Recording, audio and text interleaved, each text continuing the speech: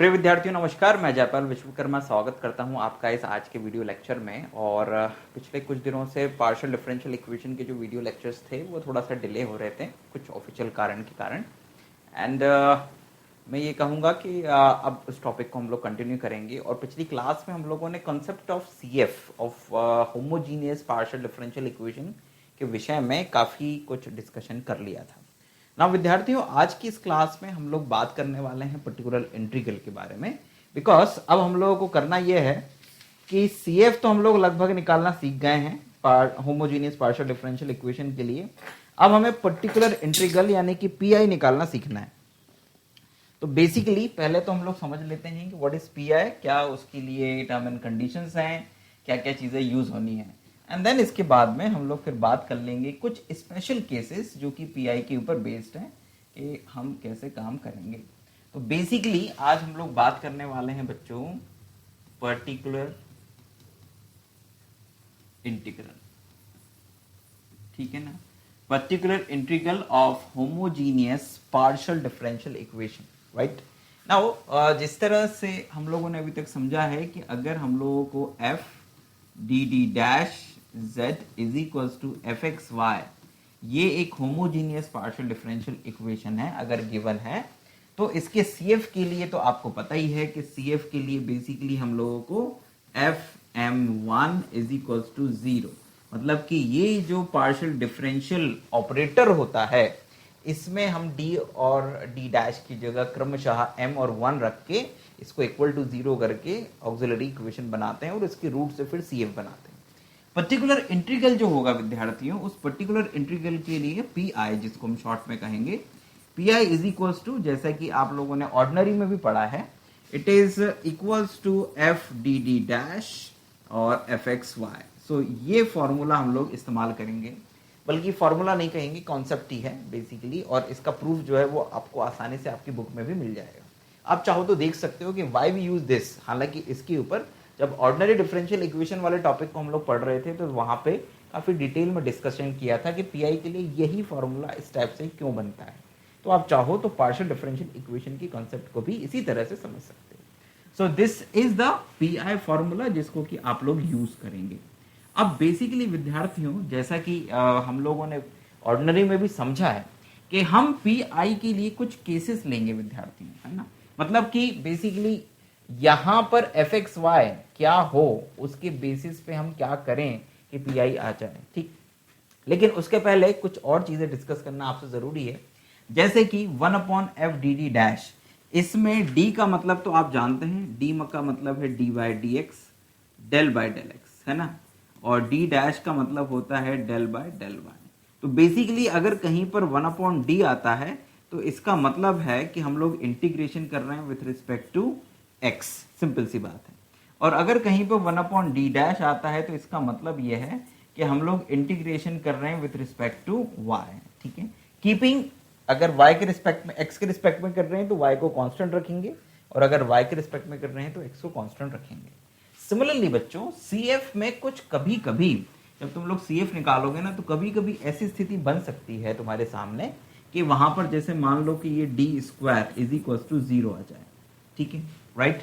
मतलब ऐसा हो सकता है ना कि CF बनाते समय जो भी डिफरेंशियल इक्वेशन है उसमें d square z is equal to 0 रहे। It means that what, it means that कि del 2z by del x square is equal to 0। तो भाई इसके लिए CF बनाने के लिए तो मैं ऑक्सिलरी इक्वेशन बनाने की जरूरत नहीं है, तो मैं इसके लिए सिंपली कंसेप्ट यूज करना है कि भाई CF अगर हमें इसके लिए निकालना है तो आप इसको इंटीग्रेट करते जाओ बारी बारी से। एक बार इंटीग्रेशन करोगे x के रिस्पेक्ट में तो del z by del x आएगा, और राइट साइड में क्या आएगा, क्योंकि x के रिस्पेक्ट में पार्शियली इंटीग्रेट कर रहे हैं तो आपके पास में यहाँ पे आएगा एक f1y, मतलब y का फंक्शन आएगा, क्योंकि इसी को अगर वापस x के रिस्पेक्ट में पार्शियली डिफरेंशिएट करो तो 0 बन जाना चाहिए राइट साइड में। अब इसके बाद में एक बार और z के रिस्पेक्ट में इंटीग्रेशन कर दूं तो इस f1y का इंटीग्रेशन x के रिस्पेक्ट में हो जाएगा x f1y और प्लस यहाँ पर एक और आ जाएगा f2y। तो ये आपके पास में क्या आ जाएगा, z की वैल्यू हो जाएगी। तो इसी के बेसिस पर आप CF बनाएंगे इस तरह के केसेस में। हो सकता है कि किसी डिफरेंशियल इक्वेशन में CF निकालते समय आपको ऐसे मिल जाए, मतलब कि d square is equals to D square रहे और ब्रैकेट में समथिंग कुछ और रहे और इक्वल टू 0 बने। तो ऐसी स्थिति में क्या कहते हैं, इस डी स्क्वायर के लिए जो सी एफ वाला पार्ट बनेगा वो ये बनेगा इस तरह से। सिमिलरली विद्यार्थियों, अगर यहां पर डी डैश स्क्वायर होता और उसके साथ मल्टीप्लाई में कुछ होता और इक्वल टू 0 हम लेके चलते सी एफ बनाते समय, क्योंकि सामान्यतः हम लोग इस डिफरेंशियल ऑपरेटर को 0 के इक्वल ही मानते हैं यहां पे z को रखते हुए, राइट, और फिर इसमें सब्स्टिट्यूशन करके ऑक्सिलरी इक्वेशन बनाते हैं। तो अगर डी डैश रहेगा कहीं पर 0, ठीक है, डी डैश स्क्वायर 0 है, तो उस केस में इस डी डैश स्क्वायर के करस्पॉन्डिंग जो सी एफ वाला पार्ट है ना, वो सी एफ वाला पार्ट क्योंकि इक्वल टू में 0 है तो आप z भी कह सकते हो या सी एफ भी कह सकते हो, ठीक है ना। ये तो सी एफ वाला जो पार्ट है ना वो कैसे बनेगा, वो ऐसे बनेगा, यहां पर आ जाएगा y f1x plus f2x, simple इस तरह से बन जाएगा, ध्यान रखिएगा ये, राइट। सो अगर d डैश क्यूब होता तो यहां पे y square f1x plus y f2x plus f3x हो जाता, 3 बना जाता, ठीक है ना। सो दिस इज कंसेप्ट, कई जगह पर आपको इसकी जरूरत पड़ सकती है, कई जगह पर आपको सीएफ में इस तरह के टर्म्स मिल सकते हैं, तो आपके दिमाग में ये होना चाहिए कि ये क्यों बन गए हैं, क्लियर है। नाउ अब इसके बाद में हम लोग बात करते हैं कुछ केसेस के ऊपर। कैसे केसेस, कि भाई ये पीआई निकालने के लिए हम लोग कुछ केसेस को स्टडी करने वाले हैं। बेसिकली वो केसेस और कुछ भी नहीं होता है, ये जो फंक्शन एफ एक्स वाई है ना, इसकी एक पर्टिकुलर वैल्यू अगर हमें कोई दी जाए तो उसके बाद में हम पीआई कैसे निकालते हैं, हम उसके ऊपर डिस्कशन करने वाले हैं, ठीक है ना। तो इनमें से एक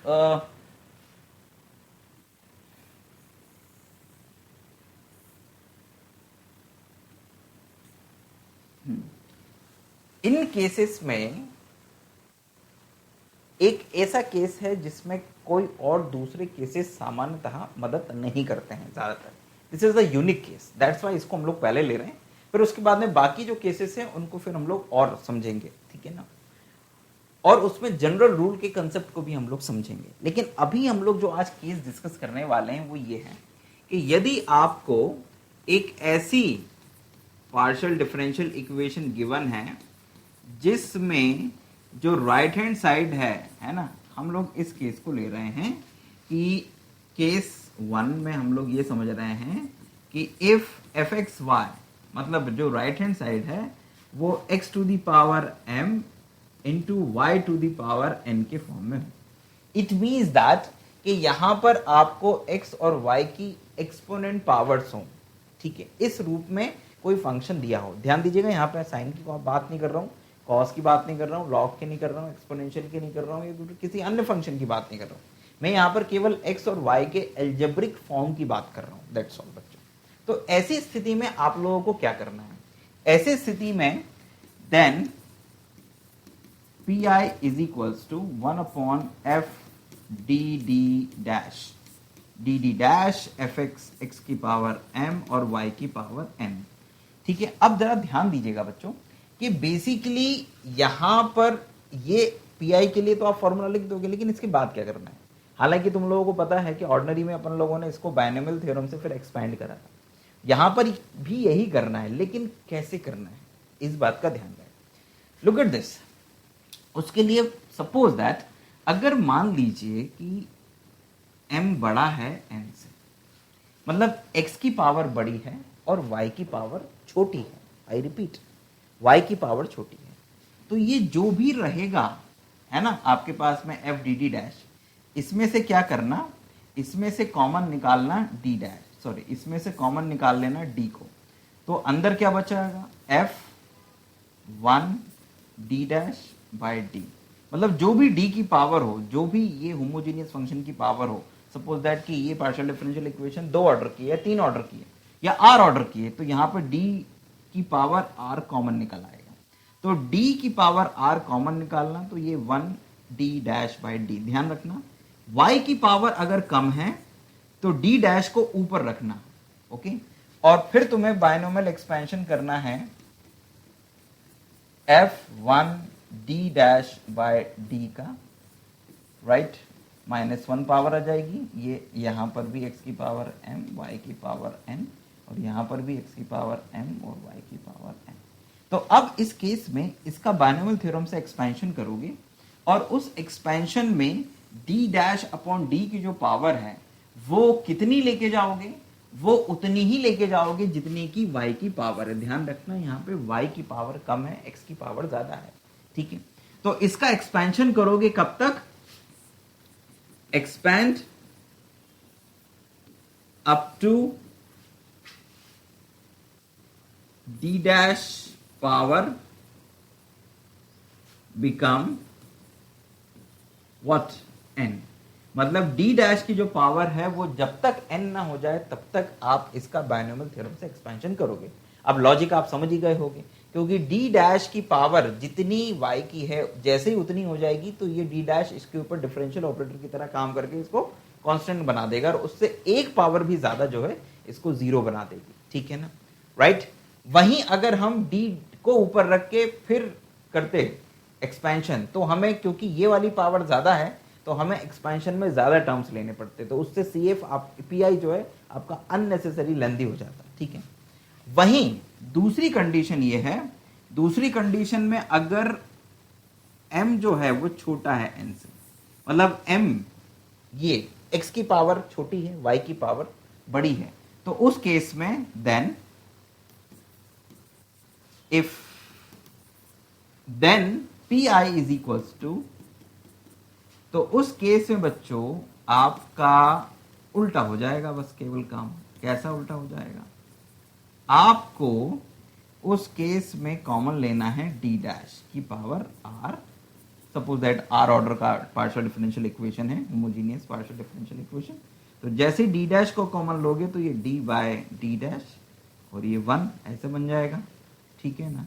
और ये fxy, सॉरी fxy नहीं लिखना चाहिए, यहाँ पर लिखना चाहिए आप क्या, हाँ x की पावर m और y की पावर n। अब क्योंकि ये वाली पावर कम है, x की पावर कम है, तो आपने d को ऊपर रखा है, d डैश को नीचे रखा है। This is 1 upon d dash की पावर r और f d बाय d dash comma 1 raised to the power -1 और ये x की पावर m और y की पावर n। और इसे फिर से आप बायनोमियल थ्योरम से एक्सपैंड करेंगे। कब तक एक्सपैंड करेंगे, expand up to d power become what, become m। जब तक d की पावर n के बराबर नहीं हो जाती तब तक इसको एक्सपैंड करेंगे।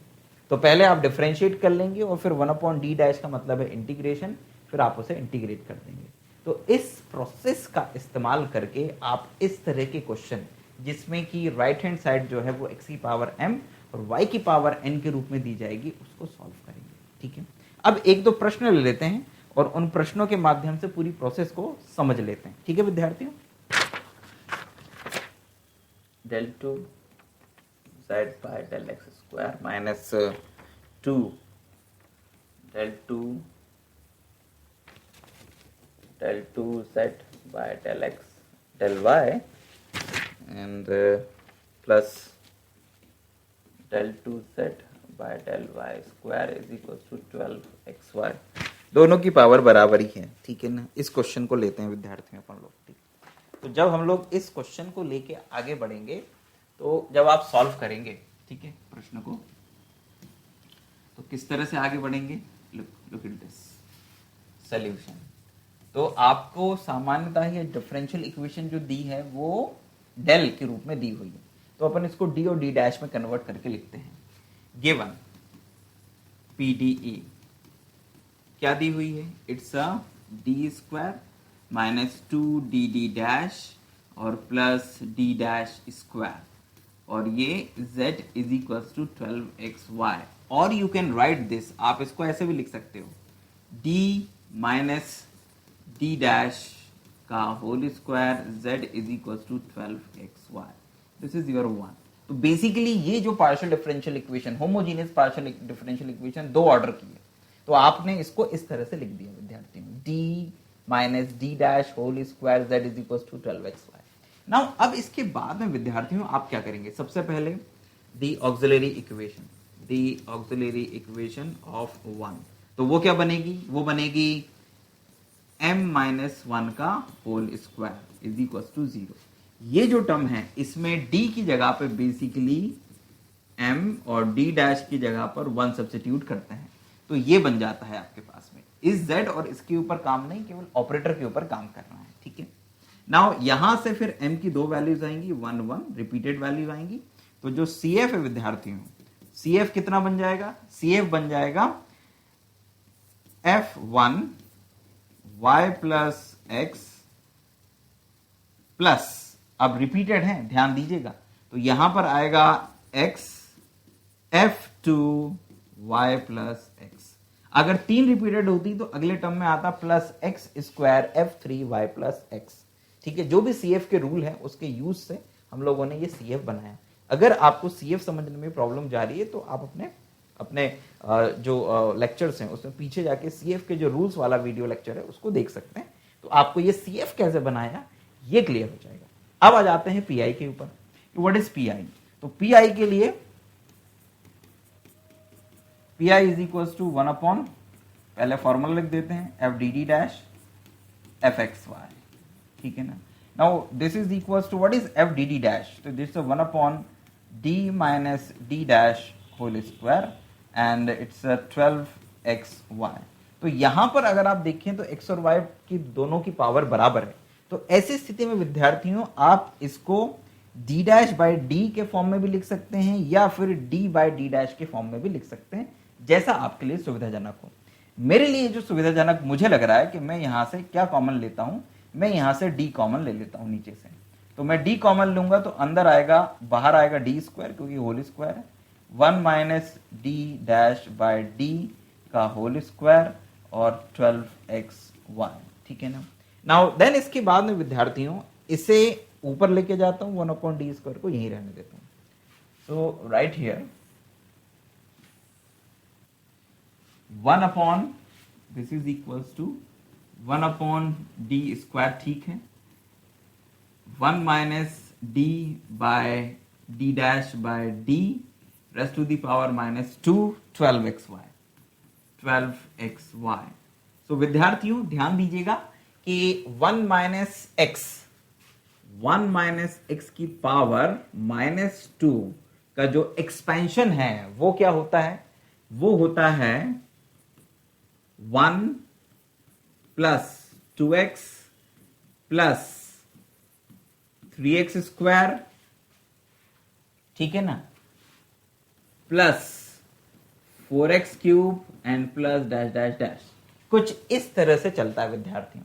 तो अब आप इस एक्सपेंशन में भी यही करने वाले हैं, तो जब आप इसको एक्सपेंड करेंगे तो 1 अपॉन डी स्क्वायर, ठीक है, और स्क्वायर, ठीक है, इसका एक्सपेंशन होगा 1 minus D dash by D, यहां पर आ जाएगा प्लस का 2, ठीक है ना, फिर प्लस का 3 D dash square by D square and plus dash dash dash, ऐसे आगे बढ़ता जाएगा और ये 12xy है। ध्यान दीजिएगा विद्यार्थियों कि d डैश का मतलब है y के रिस्पेक्ट में डेरिवेटिव, तो यहां पर क्योंकि y की पावर एक ही है और d डैश का मतलब है एक बार डिफरेंशिएशन, d डैश स्क्वायर का मतलब है y के रिस्पेक्ट में 2 बार डिफरेंशिएशन, तो ऐसी स्थिति में ये वाली जो चीज है ये 0 हो जाएगी इस वाले टर्म के साथ में, तो हम केवल इन 2 टर्म्स को ही लेंगे, तो हमारे पास में आएगा 1 अपॉन डी स्क्वायर, अंदर मल्टीप्लाई करो 12xy plus 2 D dash by D 12xy and plus फिर 0 हो जाएगा, तो आप 0 लिख के भी रख सकते हैं।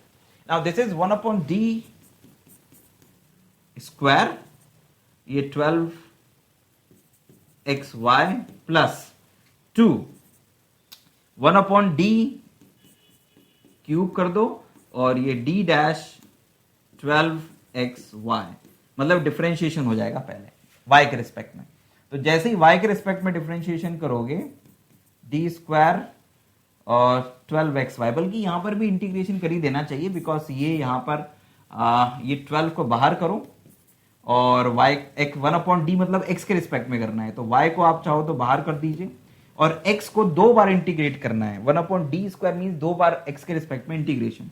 तो एक बार करोगे तो x² आएगा और दूसरी बार कर दोगे तो x³ आ जाएगा। ठीक है ना, ये कर दिया। प्लस 1 ये 12 और ये 2 इसको 24 कर दो, 1/d³ कर दो। अरे भैया कहाँ जा रहे हो, 1/d³ कर दो and d dash of y, तो d dash of y means केवल x रह जाएगा और y का 1 हो जाएगा, क्योंकि y के रिस्पेक्ट में जब आप डिफरेंशिएशन करेंगे तो x कांस्टेंट रहेगा, तो y का तो 1 हो गया, x एज इट इज 12 को बाहर लाके 24 कर दिया। अब इस x को 3 बार इंटीग्रेट करना है, तो एक बार करोगे तो x²/2 आएगा, दूसरी बार करोगे तो x³ आएगा और तीसरी बार करोगे तो x⁴/24 आएगा, है ना 6×24।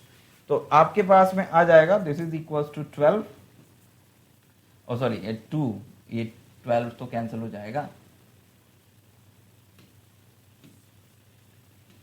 सो दिस इज 2y(x³ और प्लस ये 24 से 24 कैंसिल हो जाएगा, आपके पास में आ जाएगा x तो गया तो इट्स x⁴, 24 से 24 कैंसिल हो जाएगा, इसकी जो वैल्यू आएगी। सो अल्टीमेटली आपके पास पी आ रहा है 2y(x³ प्लस x⁴। एक बार मैं क्रॉस चेक कर लेता हूं, 2x³ बिल्कुल सही है, हमारे पास में यही आया है P. So this is your P विद्यार्थियों, है ना। इस पी को अब आप CF के साथ में लिख के क्या बना देंगे, general solution. So the general solution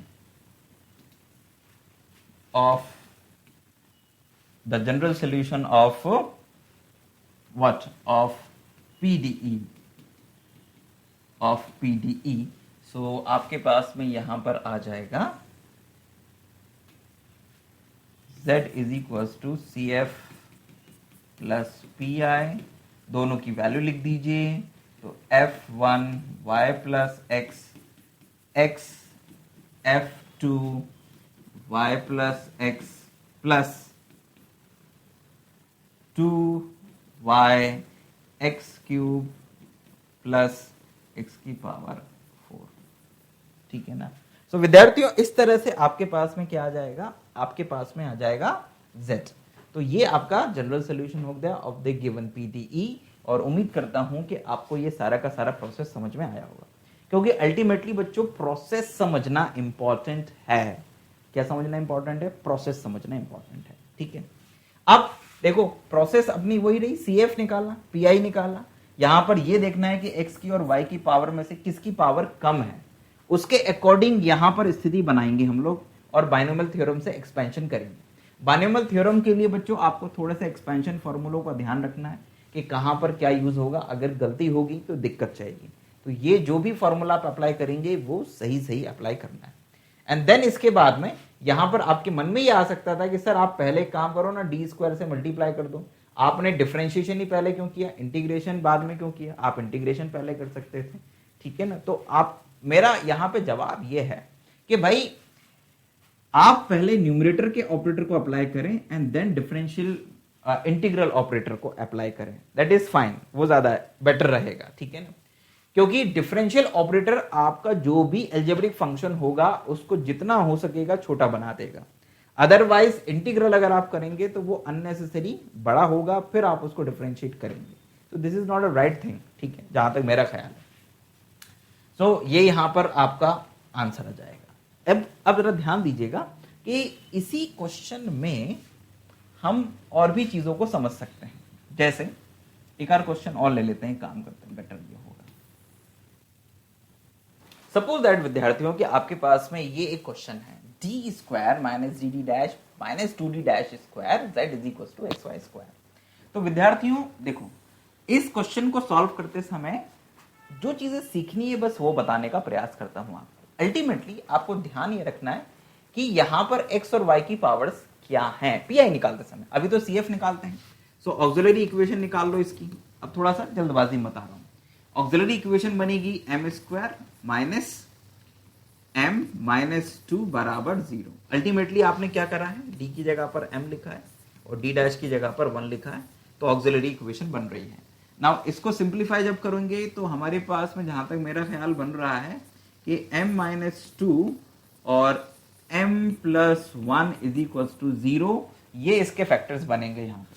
तो यहां से m की दो वैल्यूज आएंगी 2 और माइनस 1, तो जो CF है बच्चों वो क्या बन जाएगा, वो बनेगा, अलग अलग वैल्यूज आई हैं, तो it's f1 y plus 2x plus f2 y minus x। ठीक है ना, जो भी फॉर्मूला होता है CF का उसमें रख दिया, so we will get the CF. Now the main thing is PI. PI के लिए आप लोग क्या कंसेप्ट अपनाएंगे, तो this is 1 upon d square minus 2 not 2 d dash and minus 2d dash square, और यहां पर है आपके पास में xy स्क्वायर। ध्यान दीजिएगा कि यहां पर पावर किसकी कम है, x की पावर कम है, तो x की अगर पावर कम है तो d को ऊपर रखना है आपको, क्योंकि डिफरेंशियल ऑपरेटर पहले ऑपरेट होगा, तो d को ऊपर रखना है, d डैश को नीचे रखना है। तो आप इस पूरे में से कॉमन लेंगे d डैश स्क्वायर, क्योंकि देखिए पावर सबकी बराबर है, तो d डैश स्क्वायर कॉमन निकलेगा, तो 1 upon d dash square common लिया, तो यहां पर बनेगा d dash not d square bye d dash square, फिर माइनस में d बाय d डैश और माइनस में 2। ठीक है ना, बल्कि 2 अगर कॉमन और ले लेते तो ज्यादा बेटर था मेरे हिसाब से। तो एक काम करते हैं कि इसमें से कॉमन लेते हैं minus 2d dash square, so ये बन जाएगा बच्चों, ये बन जाएगा, देखो ये पूरा ही चेंज कर लेते हैं फिर, तो यहां पर तो 1 बन जाएगा, तो उसको आप लिख दीजिए 1। ठीक है ना, इसको लिख दीजिए 1, फिर ये वाला टर्म जो है ये माइनस में बन जाएगा और ये वाला टर्म प्लस में, तो ये प्लस, और ये वाला टर्म बन जाएगा आपका 2 कॉमन लिया है आपने 2d डैश, तो ये बनेगा आपका d अपॉन 2d डैश। ठीक है, ये बन जाएगा माइनस में टर्म, और ये बनेगा d square by 2d dash square. So ये आपके सामने स्थिति बनेगी जब आप इसमें से d डैश स्क्वायर को कॉमन लेंगे। हमने d डैश स्क्वायर इसलिए कॉमन लिया ताकि हम d को ऊपर ला सकें, और ये पूरा का पूरा अल्टीमेटली आपको 1 प्लस एक्स या 1 माइनस एक्स की पावर माइनस 1 या माइनस 2 जो भी है इस रूप में बदलना है। तो दैट्स वाई हमने यहां से minus 2d dash square common लिया ताकि यहां 1 बन सके, प्लस 1। अब ये एक्स वाई स्क्वायर, ठीक है। अब इसके बाद में आप क्या करेंगे बच्चों, ये क्वेश्चन यहां पे खत्म हो गया था। अब इसके बाद में this is equals to 1 upon minus 2d dash square, bracket में ऊपर लाएंगे इसको, तो 1 plus d by 2d dash और minus d square by 2d dash square, ये ऐसे आएगा, और यहां पर आएगा पावर में -1 और बाहर आएगा xy स्क्वायर। ध्यान रखिएगा कि x की पावर 1 है, तो इसमें जो एक्सपेंशन है d का वो कहां तक जाएगा, वो जाएगा जहां पर d की पावर 1 हो, उससे ज्यादा वाले हमारे काम के नहीं है। तो इस पूरे को एक टर्म मानिएगा 1 प्लस x, ये पूरा x की तरह काम करेगा। ठीक है, so this is equals to 1 upon minus 2d dash square bracket, so what is the 1 plus x की power minus 1, so this is equals to 1 minus x plus x square minus x cube and so on। ये formula होता है, तो ये कुछ ऐसा बनेगा बच्चों, 1 minus d 2d dash minus d square by 2d dash square और प्लस में d by 2d dash minus d dash square, not d dash square, only d square, d square और 2d डैश स्क्वायर, ठीक है ना, और whole square, and इसको मिटा देता हूं अब,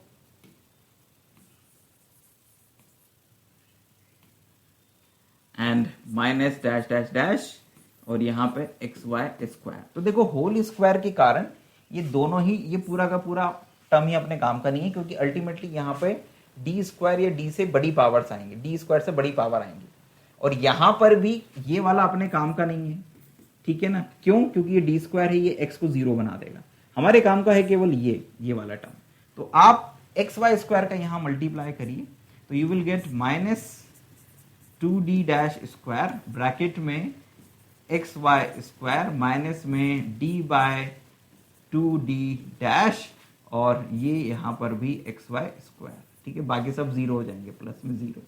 नाउ इसको सॉल्व कर लीजिए बच्चों, तो दिस इज इक्वल्स टू, आप चाहें तो इसको अंदर मल्टीप्लाई कर लीजिए, तो -1/2 और d dash 1/d dash square, तो d के रिस्पेक्ट में, मतलब y के रिस्पेक्ट में 2 बार इंटीग्रल, तो ये x वाले टर्म को चाहो तो बाहर कर दो, और यहां पर आप केवल y को इंटीग्रेट करोगे, माइनस यहां पर पहले x के रिस्पेक्ट में इंटीग्रेट करोगे तो ये 1 हो जाएगा, तो 1/2d डैश बचा रह जाएगा, और यहां पर आ जाएगा y स्क्वायर, क्योंकि x का 1 हो गया है, ठीक है।